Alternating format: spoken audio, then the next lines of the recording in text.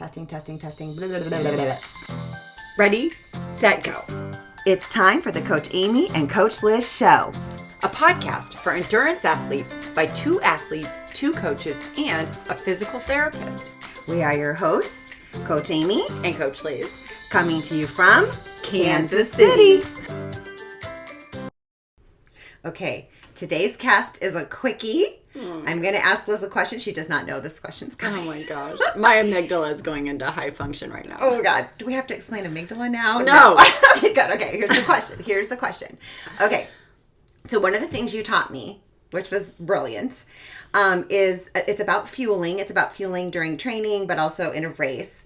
And it's not what type of fuel. Okay. That's a whole other podcast, but this is about how to fuel. And one of the things you told me, which was just brilliant, and I now share it with all my athletes, is you said, treat it like it's an IV. Okay? What do you mean by that? I also call it a sugar train. Okay. Oh, love it. Yeah. Okay. So it's just a trickle. It's, I mean, just really that you need to be trickling in carbohydrates from start to finish throughout your whole day. I mean, it's not necessarily like the healthiest thing in the world, but that's what your body needs. So treat it like an IV, like it's just trickling in, drip, drip, drip all day long. Yeah. And on a race day or like a long run or you're training for your triathlon, it's one of your longer workouts. So let's just go to a race, for example. So like I used to be like, oh, I got to eat this whole goo packet at once, right? And you taught me, nope, carry it and just gradually put it in there instead of gulping it down every 4 miles or whatever, or every 40 minutes or whatever. Absolutely. It's take it like as you're going. And that made all the difference in the world for me, but also it helps my athletes too, because instead of just getting this really big load and then having it drop off and be bonk and kind of bonk down a little bit and then take another fuel source, you have this steady trickle, like you said. And it's awesome, but I do have a funny story about that because my fuel of choice was Justin's chocolate peanut butter.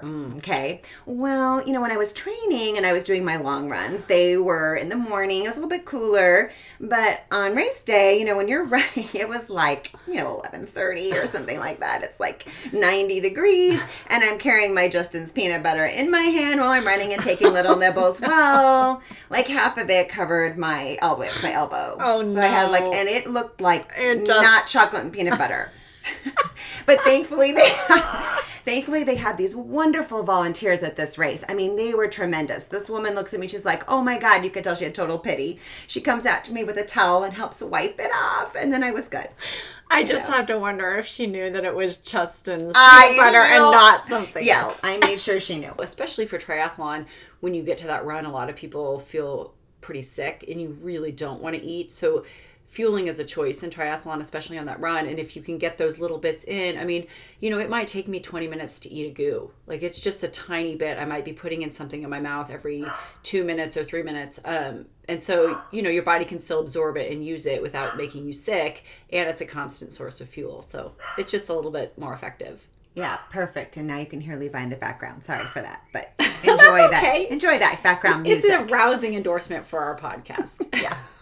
So try out this sort of IV method. I like to call it the IV method. Try it out. See if it works for you. Thanks so much for listening. And remember, We are in this together. Until next time.